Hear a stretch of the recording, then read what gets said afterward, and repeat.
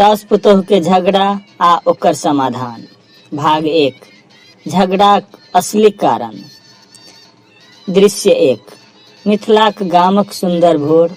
आंगन में तुलसी चौरा, द्वार पर अरिपन, दूर खेत में हरियाली, कोठरी से पूजा पाठक घंटीक मधुर आवाज आबि रहल अछि। साउस आंगन बहारि रहल छथि। पुतोह भानस घर में घरक सब गोटे लेल नाश्ता तैयार कऽ रहल छथि। ई अछि मिथिला, संस्कार, संस्कृति आ पारिवारिक प्रेमक धरती। एहि माटी में बेटी पुतोह बनि कऽ अबैत अछि आ पुतोह एक दिन एहि घरक परिवारक हिस्सा बनि जाइत अछि। मुदा आजुक समय में एकटा प्रश्न बहुतो घरक भीतर सुनाई पड़ैत अछि। साउस आ पुतोहक बीच एतेक मनमुटाव किएक? कि दुनूक सोच वास्तव में एतेक अलग अछि कि बात किछु और अछि।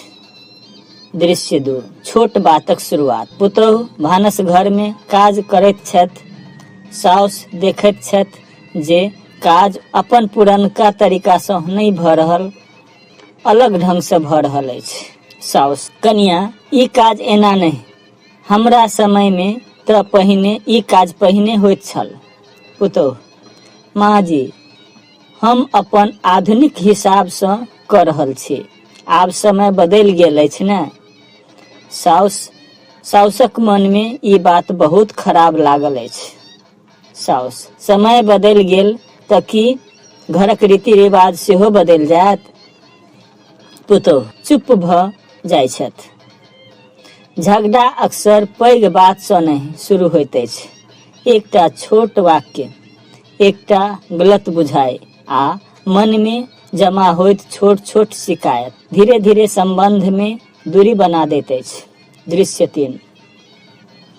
साउसक मनक पीड़ा। साउस एकटा कोना में बैसल छथि। हुनका पुरान दिन याद अबैत छनि। हम एहि घर के अपन जिंदगी दऽ कऽ सम्हारने छी। आजुक पुतोह सबके हमर अनुभवक कोनो मोल नहि बुझाइत अछि।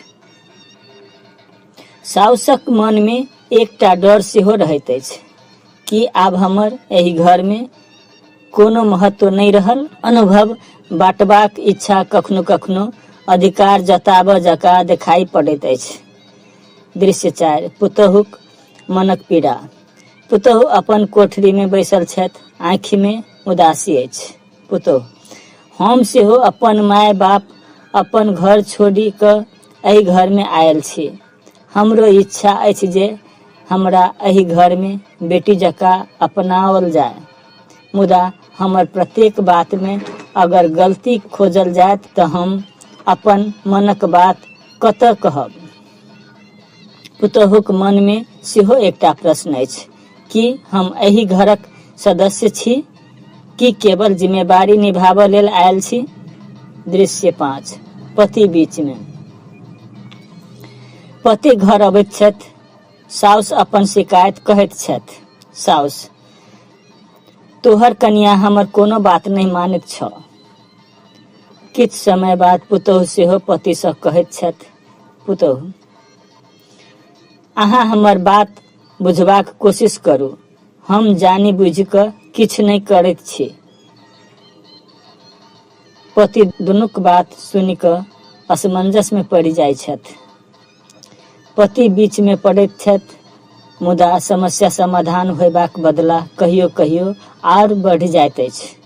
कारण दुनू पक्ष अपन बात कहैत अछि, मुदा दोसरक बात सुनबाक लेल तैयार नहि छथि। दृश्य 6। असली कारण। परिवारक वातावरण उदास। एके घर में रहितो साउस आ पुतोह एक दोसर सँ बात नहि करैत छथि। तऽ आखिर असली कारण की अछि? केवल खाना नीक नहि बनल, घरक काज तरीका अलग अछि, कि पुतोह साउसक बात नहीं मानैत अछि? नहीं, असली समस्या अछि सम्मानक कमी, संवादक कमी आ एक दोसर के बुझबाक कमी। साउस चाहैत छथि पुतोह हुनकर अनुभवक सम्मान करय। पुतोह चाहैत छथि साउस हुनकर भावना आ अपनापनक सम्मान करैथ। दृश्य 7। भाग 1 के भावनात्मक अंत। साँझक समय। साउस तुलसी चौरा लग दीप जरबै छथि, पुतोहु दूर सँ देखैत छथि। दुनूक नजर एक क्षण लेल मिलैत अछि, मुदा कोनो बात नहि होइत अछि। एक घर, एक परिवार, एके छत, मुदा मनक बीच दूरी।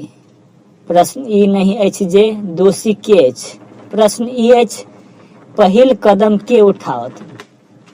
कि साउस अपन कठोरता छोड़ि पुतोहुक मनक बात बुझती, कि पुतोहु साउसक अनुभव के सम्मान दैत अपन मनक बात कहती।